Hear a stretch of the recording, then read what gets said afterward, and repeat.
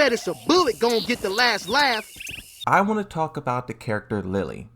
2 years ago almost, on December 28th, 2021, I uploaded a video titled Lily's story is actually super dark but still amazing somehow. And in this video and also this era of my channel, I was going character by character and just reading the lore, trying to understand the character and why you guys love them. Because when I first started this channel, all I knew was Yoshimitsu. And little by little, every single day, I just tried to learn something about a character. And when I got to Lily, her story was really, I don't want to say amazing, but it was like, it had some good stuff in there. It was dark. It shows how Lily transformed into the character that she is. It had a lot of potential in there, but now what they need to do with Tekken is they need to take it somewhere. The foundation for Lily is there. The foundation for a lot of these characters is there and has always been there, but now it's time to build upon it. And that's kind of what that video was highlighting, was just like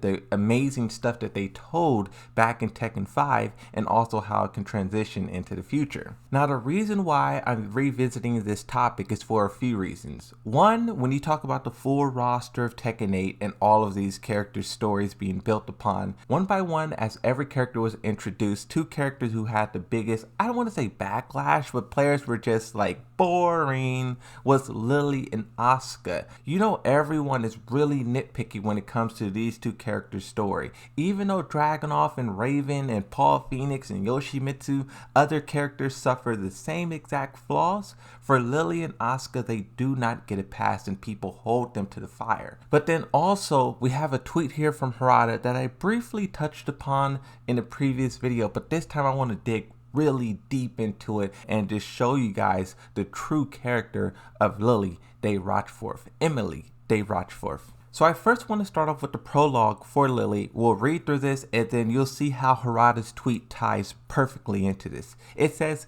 Lily, the only daughter of a wealthy oil magnate in Moscow. 4 years ago, she was captured and held ransom for that very reason. I believe that would make her 11 or 12 at the time of being captured, kidnapped. It says, while in captivity, she struggled violently to free herself, taking out one of her captors. That fight triggered her hunger for battle. There's two more paragraphs, but just listen to that one right there. That one is so powerful because it shows exactly how this character became this character. Kidnapped at a young age, she was shocked by that experience, but then that also unlocked the inner demon within her, the fighter, the killer.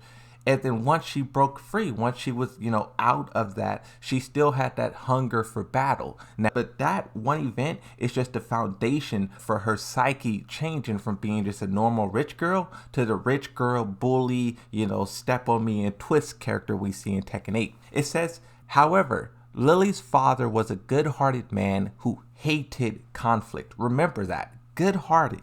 Hates conflict. This is why Lily always says, here's a quote, I don't want father to be upset with me, but I also want to fight. She has many quotes like this where she says, don't tell father, don't this, don't that. But this is why. Lily could no longer control her urge to fight.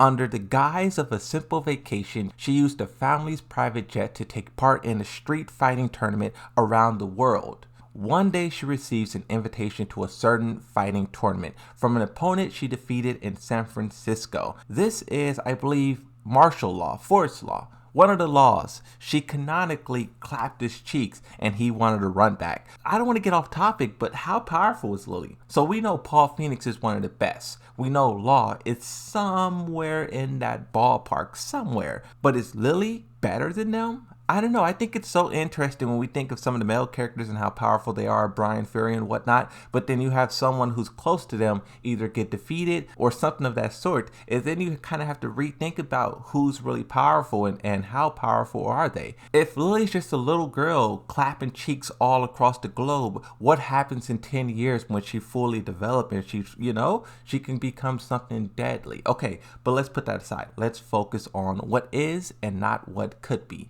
Lily soon realizes that the host of the tournament was none other than the Mishima Zaibatsu, the main source of her father's problems. Now, there is this uncanonical comic where the Mishima Zaibatsu forces her father to become bankrupt. I don't know if that actually happens in the story as well. Someone correct me if I'm wrong, but there is some kind of issues back and forth, and we just think about how Claudio knows the Rocheforts, and maybe those two characters can be allies against the Mishima Zaibatsu. Once again, when you talk about the story progression, G-Corp, Mishima Zaibatsu, Rocheforts, Claudio, Zafina, all of these different clans and organizations, how will they line up? The final sentence: she decides to enter the tournament to put an end to her father's business troubles. Now, of course, this is when she runs into Asuka, and then their whole rivalry come about. I believe she loses to Asuka, and then ever since then she's just been chasing her till eventually she just moves into her house, redecorates her dojo,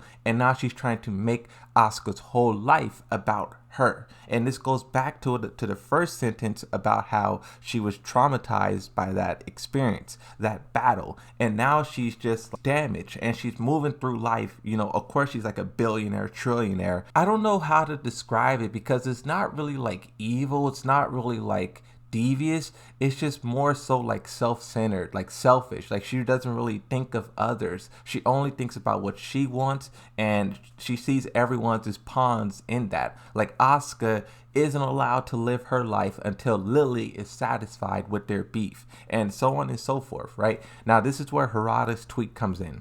It's Japanese translated to English. The part that I want to focus on, skip past the first sentence. It says, also the reasons Lily's mother is not mentioned because Lily's mother is such a terrible person. Now, the rest of this is really lost in translation. If someone knows Japanese and could give us a better translation than Google, I would love that in the comment section. Just focusing on the part about her mother being a terrible person. First off, this is a clear contrast between her father, which is said to be a good-hearted man, and then the mother, which is terrible. So terrible to where the game doesn't even mention her, the devs don't even. This is the first time they pretty much talked about her. And once again, when you talk about how Lily is just so dark and twisted, first off, I didn't even think about the mother existing. For some reason, somehow, if the father was to be assassinated, would Lily's mother take the throne? What is Lily's mother's connection to Eliza? Connection to Claudio? Connection to the Mishima Zaibatsu or even G-Corp? Her father being removed from the picture, I always seen it as, you know, Lily's is next in line.